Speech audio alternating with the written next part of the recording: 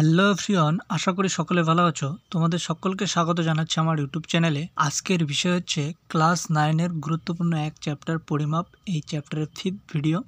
এর আগে 4টে ভিডিওর মাধ্যমে আমরা এই চ্যাপ্টারের গুরুত্বপূর্ণ বিষয় নিয়ে আলোচনা করেছি। তোমরা যারা আগের ভিডিওগুলো দেখোনি, ডেসক্রিপশন বক্সে ভিডিওগুলোর লিঙ্ক দেওয়া থাকবে, অবশ্যই দেখে নেবে। আজকে আমরা এই চ্যাপ্টারের বিভিন্ন মাপের একক এবং পরিমাপের ত্রুটি কিভাবে নির্ণয় করা হয় সেগুলো নিয়ে আলোচনা করব। তো কথা না বেরিয়ে চলো শুরু করি। সকলে মন দিয়ে শুনবে, আশা করি সকলে বুঝতে পারবে। ফার্স্ট দেখো কি বলেছে, যে বিভিন্ন পরিমাপের একক। বিভিন্ন পরিমাপের এককটা কি? কোনো রাশিকে যখন আমরা পরিমাপ করব, তখন সেই রাশিগুলির পরিমাপ সম্পর্কে আমাদের ধারণা রাখতে হবে, অর্থাৎ রাশিটির পরিমাপের উপর নির্ভর করে উপযুক্ত একক ব্যবহার করতে হবে। পরিমাপের সমস্ত পদ্ধতিতেই যে কোনো রাশির বিভিন্ন রকমের ছোট বড় একক আছে। সিজিএস পদ্ধতি হোক বা এসআই পদ্ধতি হোক, পরিমাপের সমস্ত পদ্ধতিতেই রাশিগুলোর পরিমাপের ক্ষেত্রে ছোট বা বড় একক আছে। অর্থাৎ কোনো রাশির যখন আমরা মান নির্ণয় করব, তখন সেই মানটা ছোট হলে সেটা আমরা ছোট এককে নির্ণয় করব, বা বড় হলে সেটা বড় এককে নির্ণয় করব। অর্থাৎ ধরো এখন তুমি কলকাতা থেকে দিল্লির দূরত্ব মাপছো, তাহলে সেটা অনেকটা দূর, অর্থাৎ সেই রাশিটি পরিমাপ করতে গেলে আমাদের সেন্টিমিটার বা মিটার এককে পরিমাপ করলে হবে না, তখন সেটা আমরা বড় একক অর্থাৎ কিলোমিটারে নির্ণয় করব।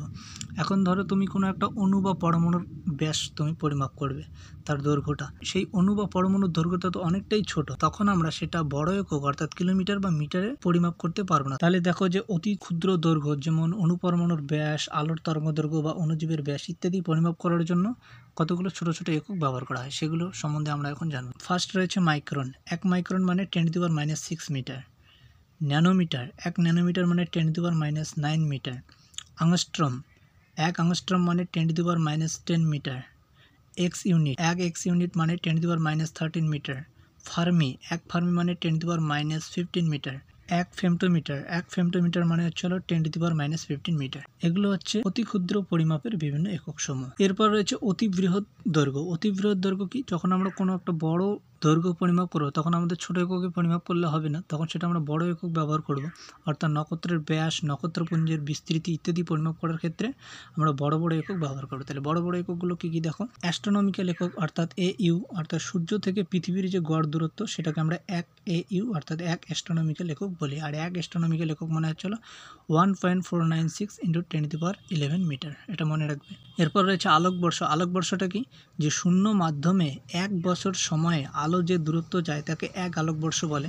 আর 1 আলোকবর্ষ মানে আলোর দূরত্ব ইন্টু 1 বছর। আর এর মানটা মনে রাখবে যে 1 আলোকবর্ষ মানে হচ্ছে 9.46 × 10⁻15 মিটার, অথবা 9.46 × 10⁻12 কিলোমিটার। তাহলে 1 আলোকবর্ষের মানটা মনে রাখবে। আর হচ্ছে পারসেক। পারসেকটা কি? যে 1 অ্যাস্ট্রোনমিক্যাল দৈর্ঘ্যের একটা বৃত্তচাপ যদি ওই বৃত্তের কেন্দ্রে 1s কোণ উৎপন্ন করে, তবে ওই বৃত্তের ব্যাসার্ধকে 1 পারসেক বলে।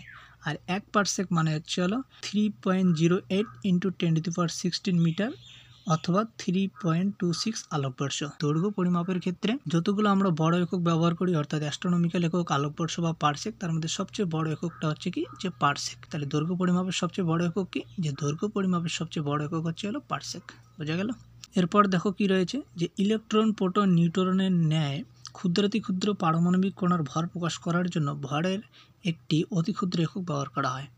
অর্থাৎ আমরা ভরের বড় একক অর্থাৎ কেজি বা কুইন্টাল এসব ব্যবহার করি। যখন আমরা ইলেকট্রন, প্রোটন, নিউট্রনের মতো অতি ক্ষুদ্র ক্ষুদ্র কণার, পারমাণবিক কণার যখন আমরা ভর প্রকাশ করব, তখন এই সমস্ত বড় এককে প্রকাশ করা যাবে না, তখন আমরা ছোট্ট একক ব্যবহার করি। আর সেই এককটার নাম কি? সেই এককটার নাম হচ্ছে পারমাণবিক ভর একক অর্থাৎ AMU। ইলেকট্রন, প্রোটন, নিউট্রনের ন্যায় ক্ষুদ্রাতি ক্ষুদ্র পারমাণবিক কণার ভর আমরা কোন এককের সাহায্যে পরিমাপ করি? সেটা মনে রাখবে যে AMU বা পারমাণবিক ভর একক। আর 1 AMU মানে কত? সেটা মনে রাখবে যে 1 AMU মানে হচ্ছে 1.6605 × 10⁻⁻27 কেজি। বোঝা গেল? এরপর আমরা পড়ব পরিমাপের বিভিন্ন যন্ত্রসমূহ সম্পর্কে। ফার্স্ট আমরা পড়ব যে দৈর্ঘ্যের পরিমাপ। দৈর্ঘ্যের পরিমাপ কি? যে দৈর্ঘ্য পরিমাপের জন্য সাধারণত যে যন্ত্র ব্যবহার করা হয় তার নাম হলো স্কেল, যেটা তোমরা সবাই জানো। যে স্কেল সাধারণত 1 মিটার লম্বা এবং যে স্কেলে সেন্টিমিটার ও মিলিমিটারে দাগ কাটা থাকে তাকে আমরা মিটার স্কেল বলি। তাহলে মিটার স্কেলটা কি? যে স্কেলে সাধারণত 1 মিটার লম্বা বা যে স্কেলে সেন্টিমিটার বা মিলিমিটারে দাগ কাটা থাকে তাকে আমরা মিটার স্কেল বলি। অর্থাৎ তোমরা ছোটবেলায় সরলরেখা পরিমাপের ক্ষেত্রে যে স্কেলটা ব্যবহার করেছিলে সেই স্কেলকেই বলা হয় মিটার স্কেল। বোঝা গেল? তাহলে এই স্কেলটা সাধারণত পাতলা কাঠ বা পাতলা প্লাস্টিকের হয়। তাহলে সাধারণত ধাতুর স্কেল আমরা ব্যবহার করবো না, সেটা কাঠের স্কেল ব্যবহার করা হয়। কারণটা কি? কারণ হচ্ছে হলো ধাতুর স্কেল ব্যবহার করলে ধাতুর স্কেল উষ্ণতা বৃদ্ধি বা হ্রাসের দৈর্ঘ্যের সংকোচন বা প্রসারণ হয়, ফলে স্কেল থেকে যে আমরা পার্ট পাই সেটা ত্রুটিযুক্ত পার্ট হয়। তাই আমরা দৈর্ঘ্য পরিমাপের ক্ষেত্রে ধাতুর স্কেল ব্যবহার না করে কাঠের স্কেল বা প্লাস্টিকের স্কেল ব্যবহার করব। বোঝা গেল? সাধারণ স্কেলের বর্ণনাটা দেখো কি আছে, যে পাতলা কাঠ, অ্যালুমিনিয়াম, ইস্পাত বা প্লাস্টিকের পাত দিয়ে এই স্কেল তৈরি করা হয়। আর এটা যদি আমরা কাঠের স্কেল বা প্লাস্টিকের স্কেলটা ব্যবহার করি তাহলে আমরা ত্রুটিমুক্ত পার্টটা পাবো।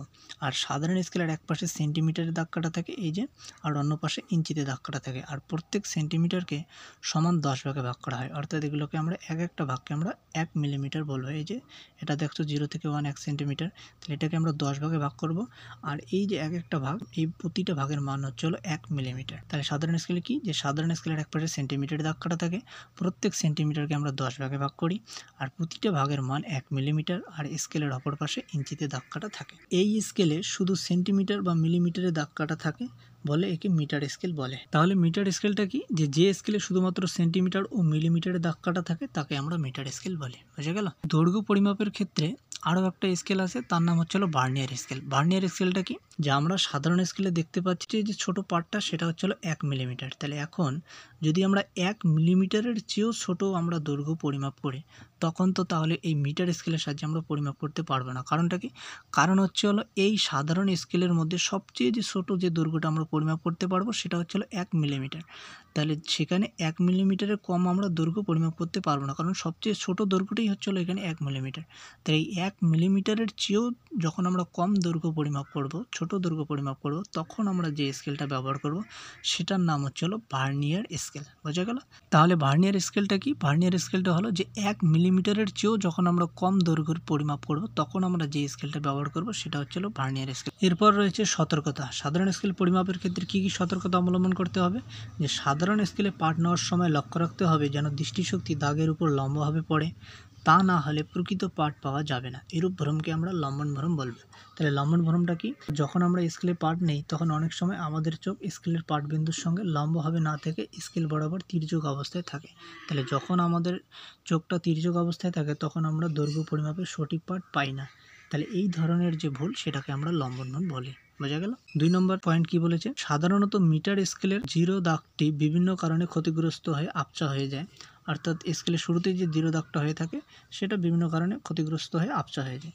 তাই কোনো বস্তুর দৈর্ঘ্য পরিমাপ করার জন্য বস্তুটির এক প্রান্তে 0 দাগের সঙ্গে না মিলিয়ে অন্য কোনো দাগ, অর্থাৎ 0-র পরের দাগ, সেটা 1 সেমি হোক বা 2 সেমি দাগ থেকে আমরা শুরু করতে পারি। তাহলে সেই 1 সেমি বা 2 সেমি দাগের সঙ্গে মিলিয়ে অন্য প্রান্তের পার্ট নিয়ে ওই পার্ট থেকে প্রথম পার্ট বিয়োগ করলে প্রকৃত দৈর্ঘ্য পাওয়া যায়। যে দেখো, উদাহরণটা দেখলেই তোমরা বুঝতে পারবে। যদি একটা পেন্সিলের এক প্রান্তে 2 সেমি দাগের সঙ্গে মিলিয়ে দেখা গেল যে অন্য প্রান্তটি 5.3 সেমি, সুতরাং পেন্সিলটির দ্বিতীয় প্রান্তের পার্ট তাহলে কত? যে 5.3 সেমি। তাহলে পেন্সিলটির প্রকৃত দৈর্ঘ্য কত? যে দ্বিতীয় প্রান্ত থেকে যেখান থেকে আমরা শুরু করেছি সেটা যদি বিয়োগ করে দিই তাহলে আমরা প্রকৃত দৈর্ঘ্যটা পাবো। আর যদি আমরা 0 থেকে শুরু করতাম তাহলে পেন্সিলটির অপর প্রান্ত যেখানে শেষ হতো সেটাই তার প্রকৃত দৈর্ঘ্য হতো। তাহলে যেহেতু এখানে আমরা 2 সেমি থেকে পেন্সিলটা দৈর্ঘ্য পরিমাপ করেছি আর দ্বিতীয় পার্ট দেখিয়েছে 5.3 সেমি, সুতরাং এক্ষেত্রে পেন্সিলের প্রকৃত দৈর্ঘ্য বের করতে গেলে দ্বিতীয় পার্ট থেকে প্রথম পার্টটা বের করে দিলে তবেই আমরা প্রকৃত পার্টটা পাবো। অর্থাৎ 5.3 - 2 করলে আমরা 3.3 যে পার্টটা পাবো সেটাই হচ্ছে হলো পেন্সিলের প্রকৃত পার্ট। অর্থাৎ কোনো বস্তুর দৈর্ঘ্য পরিমাপের ক্ষেত্রে আমাদের এই সমস্ত সতর্কতাগুলো অবলম্বন করতে হবে। বোঝা গেল? তো আজকে এ পর্যন্তই। এর পরের দিন আমরা আরও কিছু গুরুত্বপূর্ণ বিষয় নিয়ে আলোচনা করব। তোমাদের ক্লাসটা কেমন লাগলো অবশ্যই কমেন্ট বক্সে জানাবে। তোমাদের কমেন্টসের অপেক্ষায় রইলাম। তোমরা সকলে ভিডিওটা শেয়ার করে দিবে তোমাদের বন্ধুদের মধ্যে এবং অবশ্যই চ্যানেলটা সাবস্ক্রাইব করবে এবং পাশের থাকা বেল আইকনটা ক্লিক করবে পরবর্তী ভিডিওর নোটিফিকেশনের জন্য। সবাই ভালো থেকো। টাটা।